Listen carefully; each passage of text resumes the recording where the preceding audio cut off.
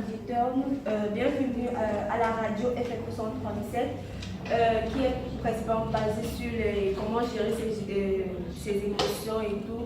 Aujourd'hui, nous avons l'honneur d'avoir la présence du docteur Alexia et son assistant spécialisé en psychologie.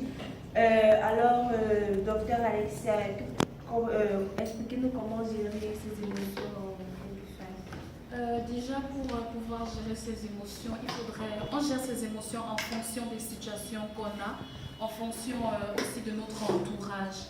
Donc, je ne peux pas dire nécessairement comment je pourrais gérer mon émotion.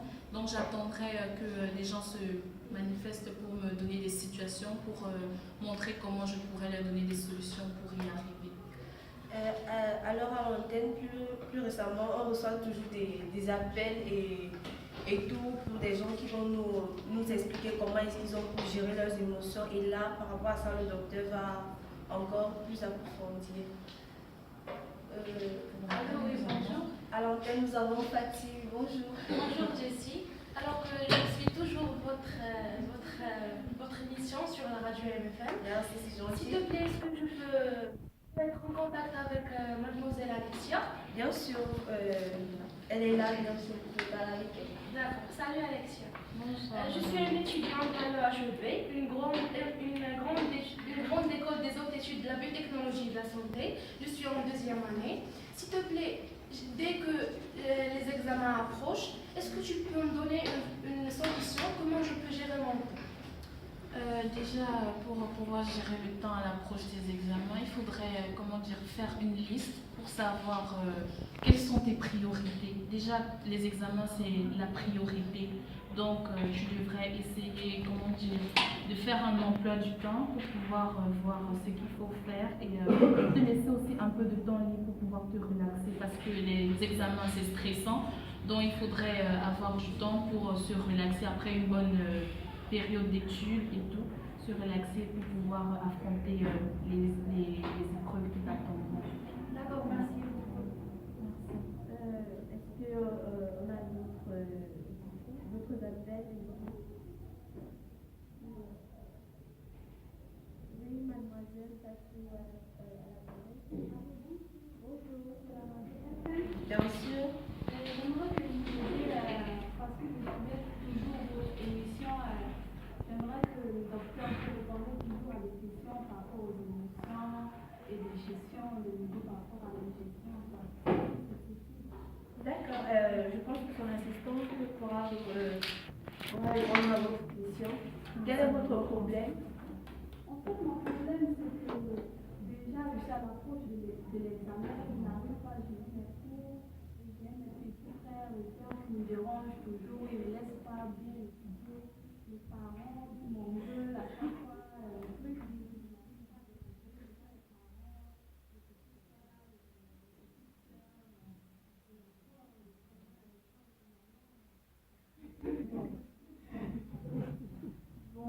C'est ma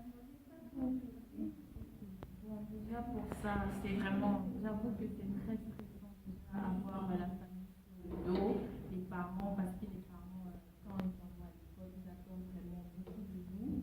Ils nous mettent beaucoup de pression déjà pour arriver jusqu'au bout.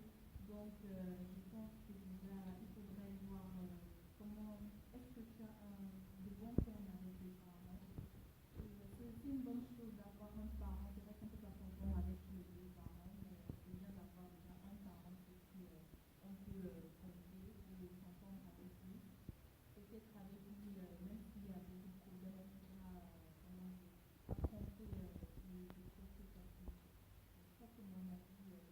Mon assistante qui vous a peut-être plus la concernant tes petits frères et autres, c'est vrai que c'est pas facile de trouver la grande sœur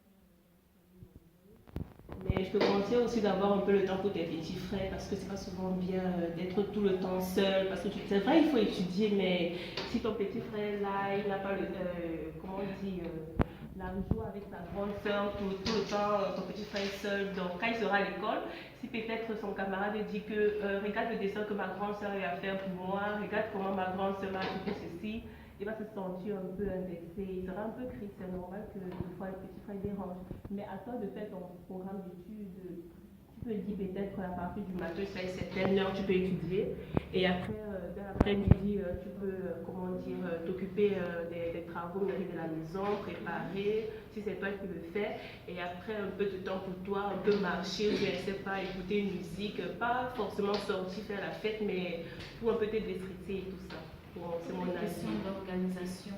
Oui. Ok, merci beaucoup. De rien, merci. Nous avons d'autres appels. Allô, bonjour. Allô, bonjour. Je suis de l'émission depuis un moment, c'est juste que là je suis une femme, on va dire, seule. Oui. Et j'ai perdu mon mari, ça fait un moment. Et on vient de découvrir que mon enfant a un cancer. Ouais. Et je voulais en fait m'aider à gérer ma tristesse en fait devant mon enfant, pour qu'il ne sache pas que je lui donne du courage, mais j'arrive pas, dès que je le vois, je pleure. Je veux que vous m'aidiez en fait. Bon, déjà, c'est une situation très très embarrassante. Nous pouvons dire déjà, il faudrait déjà savoir qu'il faut accepter déjà cette mort, accepter le décès de votre mari, accepter la peine. Parce que si vous la refoulez et tout, c'est pas une bonne chose. Vous devez accepter ça pour pouvoir mieux avancer. Et déjà, quand vous voyez votre enfant, ne vous dites pas que il vous apporte de la tristesse, parce que je suppose qu'en le voyant, vous vous rappelez de votre mari et tout, et c'est ça qui vous donne envie de pleurer. Mais vous ne devrez pas le faire, vous devrez plutôt voir en lui de l'espoir. Certes, le mari est mort, mais en lui, vous pouvez encore revivre. Cet enfant peut quand même vous apporter l'envie d'aller plus loin, je sais pas. C'est vrai que là maintenant pour le moment c'est pas une chose évidente trouver encore un cadre amical et tout, parce que après ça vous serez isolé, vous aurez plus envie de passer du temps avec votre enfant, besoin de vous sentir un peu plus seul pour pouvoir gérer, accepter et tout. Mais avec le temps, je pense qu'il faudrait essayer de faire des activités qui vous permettront de vous ouvrir aux autres et de faire de nouvelles connaissances pour pouvoir aussi, déjà pour votre bien et aussi celui pour votre enfant.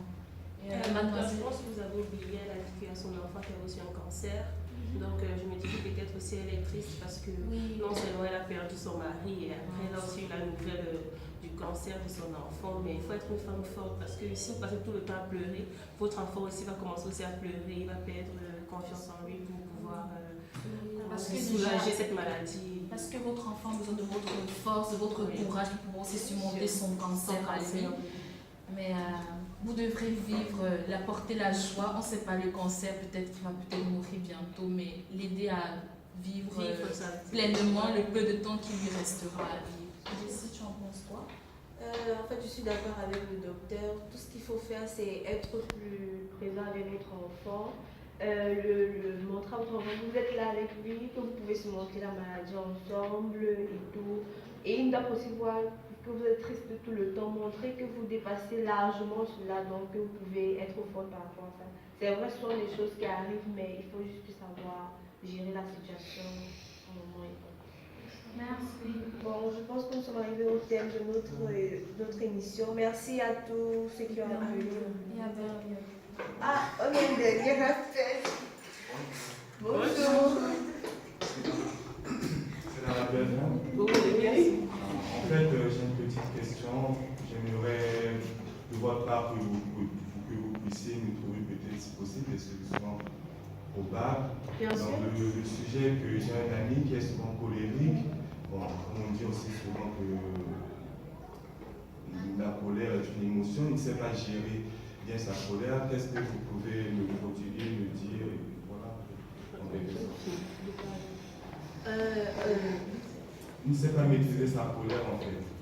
Bon, rien, il s'emporte. Je me dis peut-être que cette colère peut être déjà due à des choses passées, précédentes qui ont eu à l'affecter dans son passé. Et sûrement que c'est quelqu'un qui ne sait pas canaliser ses émotions et pour les faire sortir, il s'emporte, il se lâche sur la première personne venue. Je pense plus que c'est un problème du passé en fait. C'est quelque chose qui est dû à des trucs, des choses qui nous ont blessés, des peurs d'absence d'un parent, je sais pas, la perte de quelqu'un. Mais je pense que pour cette personne colérique, il faudrait que quelqu'un, si tu es assez proche de lui, il faudrait toujours l'assister, je sais pas, le sensibiliser de manière calme et tout pour pas qu'il s'emporte, lui faire comprendre que ça sert à rien forcément de se mettre en colère, qu'il y a une autre façon pour lui de se libérer de tout ce qui ne va pas, qu'il peut en parler, peut-être qu'en parlant, la plupart du temps ces gens colériques sont des gens qui ne parlent pas trop, qui gardent beaucoup en eux, donc essayer de parler, de savoir, pas forcément lui dire vas-y raconte-moi tout, mais se rapprocher de lui de manière assez doucement, de façon qu'il ait confiance, qu'il puisse s'ouvrir petit à petit et te dire tout ce qui ne va pas. Et peut-être à ton niveau, tu trouveras des solutions vu que c'est ton ami, tu sauras comment, à ta manière, de pouvoir l'aider à gérer ça. Donc, je pense que c'est ça. Merci. Alors, je remercie le docteur Alexia et son assistante Marie pour leur présence. Vivement que une autre émission arrive. De ce fait, merci chers auditeurs. À la prochaine. Merci.